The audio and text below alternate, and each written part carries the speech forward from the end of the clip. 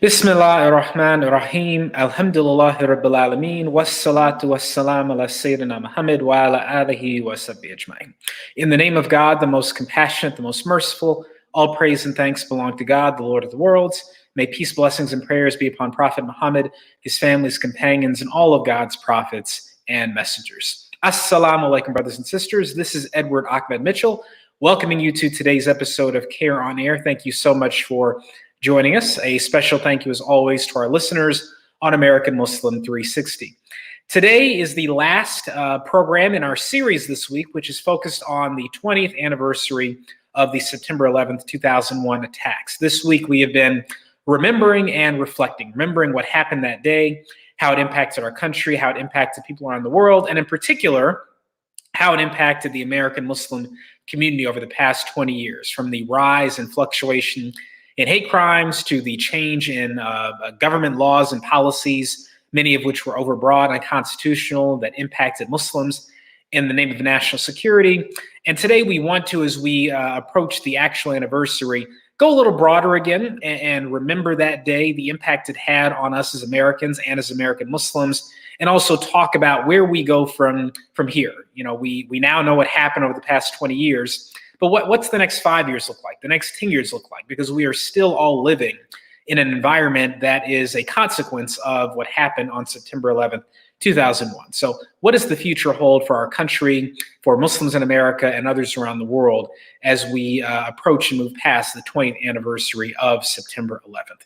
That will be the topic today, inshallah. And to engage in this topic, I'm very happy to welcome on our guests. Let's bring them on. We have Afaf Nasher, attorney and executive director of CAIR New York. Assalamu alaikum, Afaf. How are you? Wa alaikum assalam wa rahmatullah. Jum'ah Mubarakah, Brother Edward. Good to see you. Same to you. Thank you so much for joining us. We have Salahuddin Maqsood, who is the executive director of CAIR New Jersey. Assalamu alaikum, brother. Wa alaikum assalam wa rahmatullah.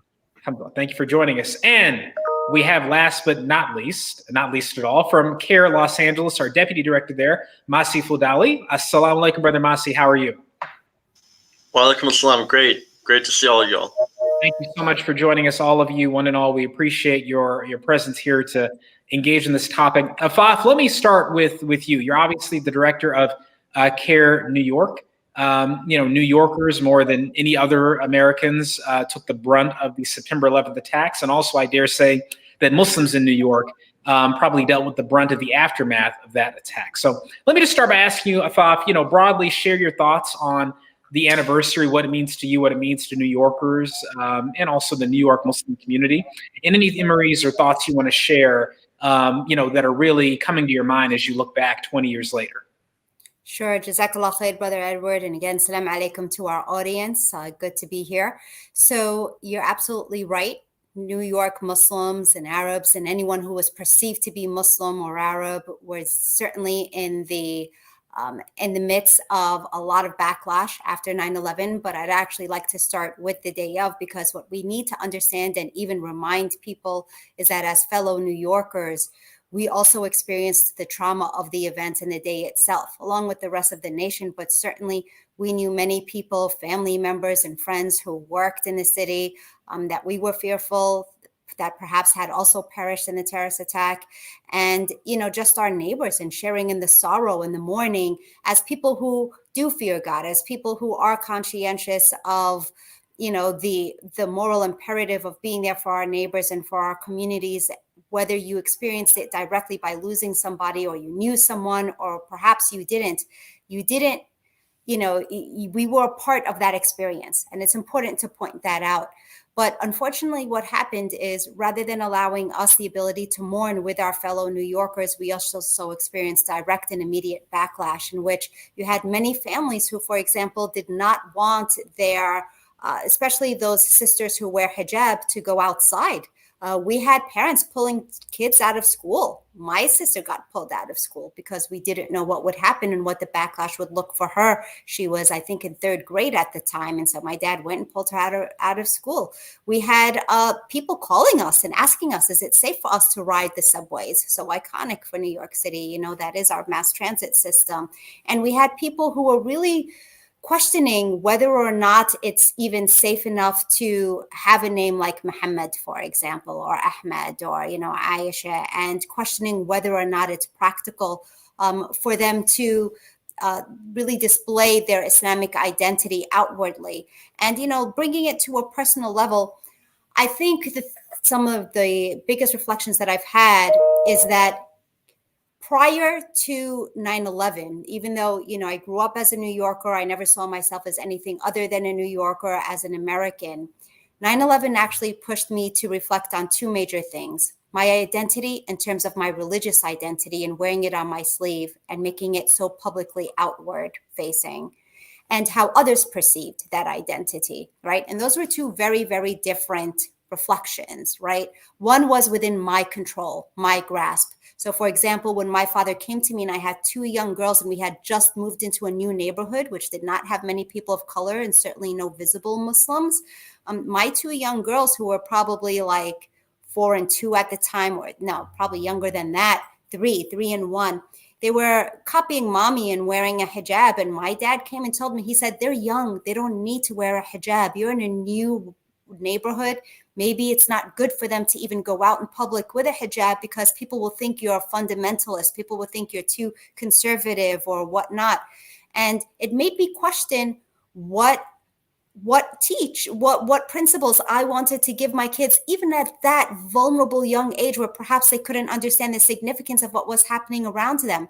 But there was no way, for myself anyway, that I was ever going to be able to look at myself in the mirror having just told my young two girls to hide their identity, right? So it was a turning point in terms of how I publicly identify and display myself to the world, wearing myself, you know, outwardly at all times, which is something we're taught as Muslims anyway, but strengthening that ideal was really pivotal.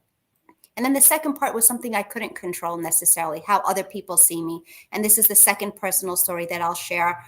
Same time area, I went to the iconic American quick store Walmart, right? Birthday party for a little kid. My kids, again, were young. I had dad stay with them upstairs with the stroller. I dashed downstairs to the store aisle, and I was going in between the aisles of the store to take a quick present.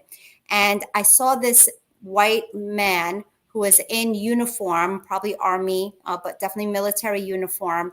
And he had this little boy that he was talking to, presumably his son.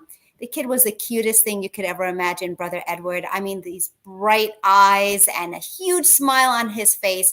And you can see his hand extended outward. And he was waiting for what his dad had in his hand. And what his dad had in his hand was like a helicopter. It was actually kind of like G.I. Joe, think like that. And as I was coming down the aisle really quickly, he saw me, obviously saw that I was Muslim because of my hijab.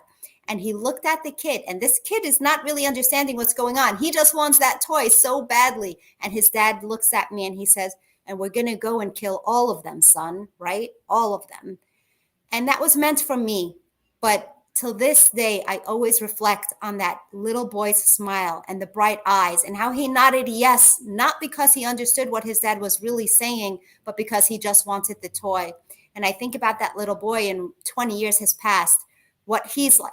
Did he actually take that in? Did he process it and then live another 20 years of potential bigotry and hatred in his heart? Or did he actually disavow himself from what was being taught to him actively? So those are two reflections that I have from 9/11. Thank you so much for sharing those stories, Afaf. That's it's a lot of food for thought, mashallah. Thank you for sharing that. Brother Saladin in New Jersey, just across the water. Tell us about Saladin. So you're mashallah, I think you're younger than us, all of us, I dare say. Not by much. We're all still relatively young, but a little bit. So, you know, I'm really curious to know what your experience was like if you were in Jersey at the time, and also any reflections you want to share as you look back 20 years later. Absolutely. Assalamu alaikum to all that are watching and tuning in. Bismillah. So I was only in the first grade when 9/11 happened. And I remember the day vividly because we all lined up outside in the field with our teachers and our friends. And we're first graders. What do we know what's going on? We're confused. You know, what's happening? There was talk about some sort of threat against the school. But what do we know? We're just kids. We're lining up outside and, you know, we're actually enjoying ourselves. And the weather was a beautiful day. But we go home that day and watch the TV. and we just watched the video footage from every different angle of the planes crashing into the towers, and then the horrific moment of those towers collapsing, and then it just sank, and it's just like, what is going on right across the river, where many of my friends whose parents worked in the city. So to take in, that reality as a first grader, it's confusing and overwhelming, and you don't know what to think and what to do. And then only for after that to transpire conversations about Islam, the religion that I thought I followed and I believed in, being scrutinized in the media, and being demonized. And I'm thinking to myself, this is the faith that I follow. This is the faith that I ascribe to. And now there are quote unquote experts in the media all over the TV, experts on the Middle East, Islam, jihadism, all these words, talking about this 1,400-year-old faith and it being the culprit that killed 3,000 innocent Americans. And this frustrated me. And not only that, but of course, my experiences in the classroom with teachers and even students just making casually racist remarks, saying things like, we should just bomb these countries and we'll solve our problem here in America. Or that, why does the Quran teach to kill non-believers and all of these things? This pushed me to the point where I ended up pursuing Islamic studies in my undergraduate and graduate studies. So 9/11 was part and parcel of why I am here today and working for CAIR, and why I pursued the academic study of Islam to really understand the faith, and to combat so much of the Islamophobic rhetoric that existed not just in the media but even in academia, with professors who would uphold very racist notions of Islam and Muslims. So my thought was to pursue a career in this field, and to pursue studies in this field to really combat that negative rhetoric. And New Jerseyans were, of course, affected because many of them work in the city. Parents are in the city, family is in the city. And in New Jersey in particular, we had claims that Muslims in Jersey City were celebrating what had happened across the river. Obviously, that's absolutely not true. But people like Trump used that as an opportunity to campaign for his election. So Muslims in New Jersey acted quick and they mobilized, and they knew right away that to combat this Islamophobia, they had to take up positions in all fields, all disciplines, in all matters, and that included politics, right? So running for office, mayors, councilmen, women, board of education, and now we have Muslims running for the assembly. So alhamdulillah, New Jersey really, our community stood strong, and we did not waver in our faith, and we committed ourselves to giving back to the community and educating the community about this deen, about our faith, and about our commitment to our fellow Americans, because we too were impacted by that day, and no one in their right mind would think that what happened then was acceptable. So we showed the best of the community by giving back, by getting involved, and by participating and educating those around us. And now, 20 years later, the Muslim community in New Jersey is very well respected.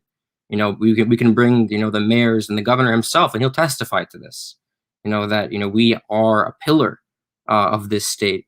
We are heavily involved and bring about a positive change to our local communities. But alhamdulillah. Alhamdulillah. Saladin, it's so interesting you noted the impact that it had on your career. And I think that's probably true, number one, for a lot of people in CAIR, that, we ended up here in large part because of what happened on that day and the aftermath of it.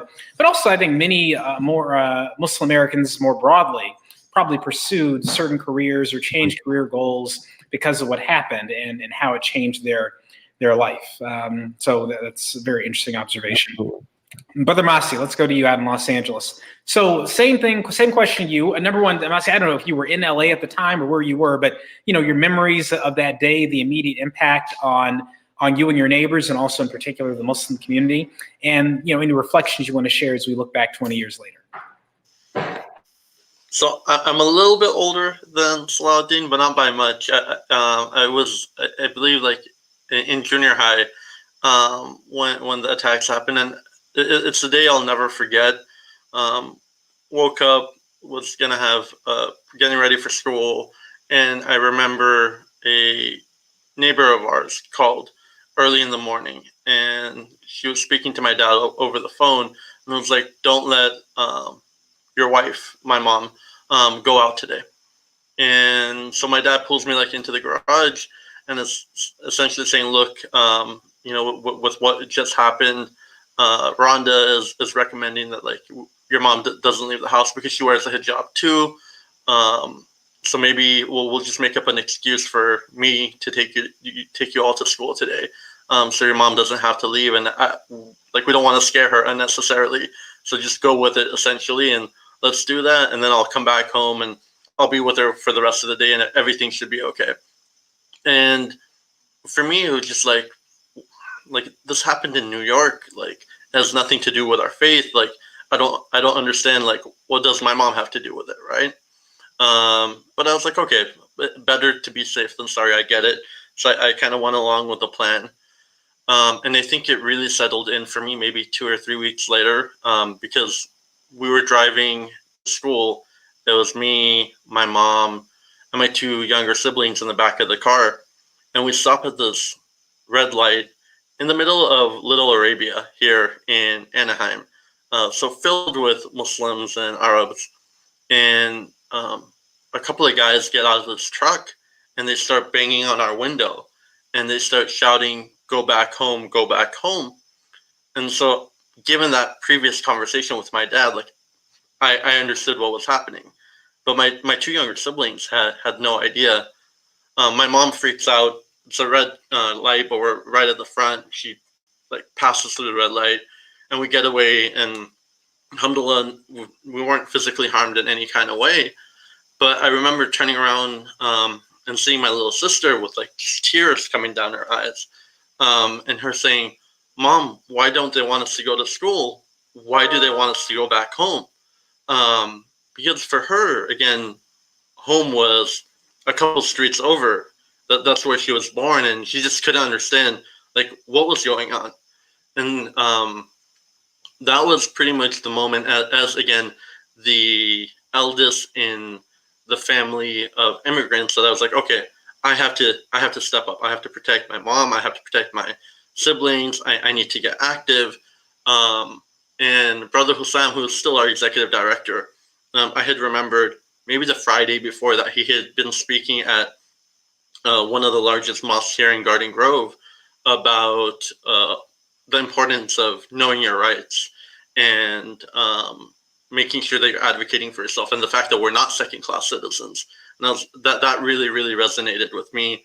And at the time, the imam of, again, that center, Dr. Muzammil Siddiqui, was the president of ISNA. And I remember him being on stage with Brother Nihad and President George Bush, and President George Bush making a very strong statement like, look, Muslims are not the enemy. This is a religion of peace. And from then until now, I feel like, and a Pew study recently came out that shows that Islamophobia has become so much more rampant, because in the immediate aftermath, I think there was this almost coming together as a country. There was definitely hate crimes. There's definitely incidents, but the narrative was one of almost unity, and some of that had to do with President Bush's very strong position and vocal stance at the beginning. Now, the policy side it was terrible, and the things that they were doing with the Patriot Act were terrible, and all the other things that came from it. But I think that kind of set the tone for at least the first year or two. But that the Pew study even shows, like back in 2002, the 32% of Republicans and 23% of Democrats thought that Islam was more likely to be a religion that promotes violence, compared to today, where it's 72% of Republicans and 32% of Democrats, and 50% of the total population. And so it's like just knowing what happened to me, the members of my family, the members of my community, and just like hearing everything on the news in the immediate aftermath, and then seeing in many ways things have not changed or sometimes have become worse. it's something that continues to motivate me to do this work and really empower community members so that other young folks get involved in organizations like CAIR and now the several other organizations that are out there doing this type of work. Thank you, Masi, for sharing those personal stories. It's harrowing, it's inspiring, and it's remarkable to think of what your mother had to experience. I mean, being directly targeted in that way. And it's also remarkable to think of you seeing Brother Hussam when you were still a young person, speaking about this issue. And now, 20 years later, mashallah, you're the deputy director working right under Brother Hussam. And so it just shows you, when we're young, how much this stuff can have an impact on our lives, our life trajectories. And you're living proof of that. I think we all are. So let's move on to, inshallah, the next question. So we're now 20 years later. We've talked a bit about, and I think Masi brought this up, the fact that in some ways things are much worse now in terms of anti-Muslim bigotry than they were on September 12th. That if you look at polling, the percentage of the American public that had a negative view of Islam or Muslims right after 9/11 was lower then than it is now. And if you look at the rates of hate crimes, you'll see that hate crimes increased after 9/11, kind of leveled off, and then started spiking in 2010, and then really took off in 2014, 2015, 2016 between Trump and ISIS and all those other things that were happening. So, Afaf, I'll ask you now your perspective on, and then the other thing to mention, of course, is all the changes that our country is undergone in terms of legal changes, the Patriot Act, mass surveillance, Muslim ban, all these different things we've gone through. So Afaf, your perspective on where we are right now as a country, in terms of, if we learned any lessons from the past 20 years, is anything better after we've gone through all this difficulty as a country and as a community? And what does the future look like to you? So our faith does teach us to remain optimistic. And alhamdulillah, we always know that we have a part to play in making things better. And I think that in and of itself allows us to maintain hope. And our community is very resilient. Look, we're a very educated community, as we all know. We're a community that whose very ideals and basic principles include charity, giving of oneself in some way. So alhamdulillah for that. And that helps us as a community to remain resilient. Having said that, I have to agree that generally speaking, when we're talking about racism, when we're talking about Islamophobia, when we're talking about xenophobia, when we're talking about anti-immigrant policies, that the discrimination has become so entrenched and systemic in policies that it continues to be extremely prevalent in every aspect of a Muslim's life. Whether you're talking about banking, whether you're talking about flying, whether you're talking about, twice the national average of kids being bullied, whether you're talking about workplace discrimination, all of those have been so systemically entrenched into policies that they impact us daily. So from that perspective, I would say that generally speaking, our nation is not in a good place. However, that hopeful and optimistic side of me also allows me to see the progress that the Muslim community has had internally, right? And the allyship that we have gained through the tribulations that we have faced, right? And I think one of the most beautiful things that has come about from 9/11 is, at least in New York, I know because of the fact that we are often a very large immigrant community here, but we also have a very sizable African-American Muslim community here as well, right? And we know that 30% of the Muslim population approximately is African-American. And then we also have a more recent African immigrant community in New York as well. And those communities, especially the African-American, was often kind of isolated away from the immigrant Muslim communities. And we did not, I would say, empathize, speaking very honestly and openly, or even understand or try to understand the kind of profiling, the kind of surveillance, the kind of law enforcement issues that many members of our community were already facing, as well as other marginalized communities, whether we talk about Muslim or non-Muslim. And the tribulations that we faced not only made us empathize, but it made us understand and learn from the past experiences and made us better people as Muslims, and put into the forefront of our conscience that the the mechanisms and the fight towards justice needs to be on the forefront of our minds, whether we're the ones that are being directly targeted or not, right? So now I have learned, and public school did a terrible job of teaching us this, Brother Edward, but I've learned that through NCERS, the National Security Entry and Exit Registry System, right? I have learned through comments in law school with people saying, why not restart internment camps? I've learned to go to our Japanese Americans and to gain strength from their experiences and to be allies with them. I've learned to go to our African American leaders and learn the civil rights struggles, what they've did for immigrants and what they've done with, law enforcement issues. And I've learned to go to our Latino brothers and sisters, both Muslim and non-Muslim, with anti-immigrant policies that continue to persist against them. And of course, we have now the rise of anti-Asian hate as well. So the same brand of hatred and bigotry unites us all and makes us that much more powerful. And it's put Muslims in the forefront, whether we're talking about politics, whether it's media and journalism, all these outward facing roles are now very prevalent in the Muslim community because of 9/11. In other words, it's made us better Muslims and it's made us better human beings, alhamdulillah. Alhamdulillah, responding to the relief after difficulty. Alhamdulillah. Brother Salahuddin, what's your perspective on, after the past 20 years of war and conflict and death and destruction and all the horrible things that have happened, here in America and around the world, do you see any signs of progress, any lessons we've learned, any, what's there to be hopeful about as we look to the future, as we think back on this horrific day, and all the people who are lost and all the people who have been lost because of that day? What are your thoughts on where we are right now and what the future holds, inshallah? Absolutely. I think, one lesson, and kind of echoing what Rafaf has said, is, to not take our civil rights for granted, right?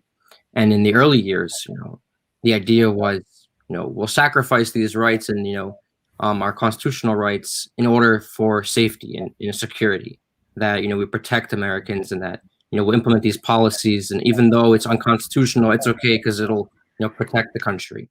But now, there are so many documentaries coming out, 20-year anniversary, showing that this was not the right way to think, that we can't sacrifice our civil rights, our basic civil rights, constitutional rights as Americans, for this kind of boogeyman, fear-mongering way of thinking. So being grateful for the rights that we have, and knowing that we have to exercise these rights and we have to exercise our faith, because if we don't, we will lose both of them. So that's one thing I think we've come to realize 20 years later. And another lesson, or kind of one thing I'm grateful for at least 20 years now, is, the other day I was watching old videos and interviews in the early years after 9/11. And everyone that would come to the defense of Muslims was non-Muslims, people like Glenn Greenwald and others, who, we were all like cheering on because they were the ones that were, seeing through the nonsense and the racism and the smoke. And they were critically thinking about what was happening here. And they knew that Muslims were not the enemy, right? And that Islam was not the enemy. And, because we didn't really have anyone else to come to our defense. It was only people like Glenn Greenwald and others. But now, 20 years later, we have so many amazing Muslim, journalists, reporters, and those in the media to reclaim the narrative, right?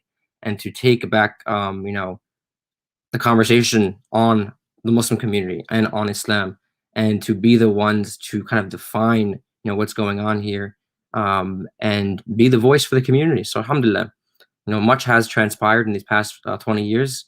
And I think there's a lot of hope. We are moving in the right direction. At times it might feel like it's painfully slow, but I think we are going in the right direction, and we're very optimistic for the future, and for the next generation, inshallah. Inshallah. Brother Masi, same question to you. Your thoughts on where we are right now in the past 20 years and what you're hopeful about for the future. I think the two things that stick out to me is how our community has really increased its own capacity over these last 20 years. And to Afaf's point of our community being very resilient, we've been resilient, and we've been very diligent in advocating for our rights, becoming civically engaged. The number of Muslim elected officials now throughout the country is significantly higher than it was back then, and that's very empowering for our community.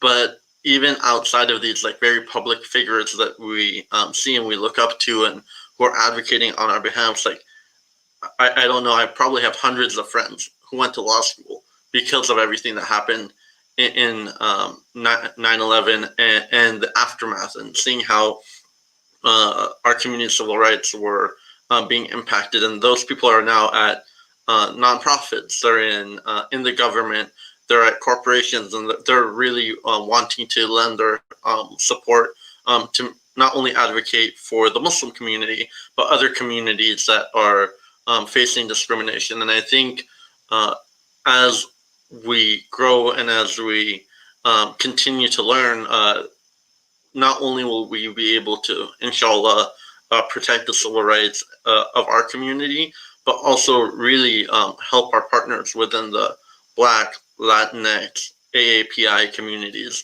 and really reciprocate some of the